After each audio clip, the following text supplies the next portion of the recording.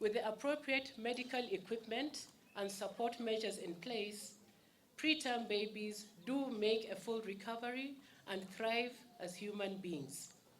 Today, as we launch Okoa Malaika, which is a preterm aid program and is a partnership between the Mudavadi Memorial Foundation Trust Fund and Ushiriki Wema, we shall be distributing infant incubators, blankets, footprints, which shall be donated to Bungoma, Busia, Kakamega, Vihiga County Referral Hospitals, and of course where we are here at Itando. Times mambo inaweza kuwa mingi, high blood pressure ama mambo mingi, mtoto anazaliwa kabla hajafikisha masiku, na kuna uhaba wa hizi incubators.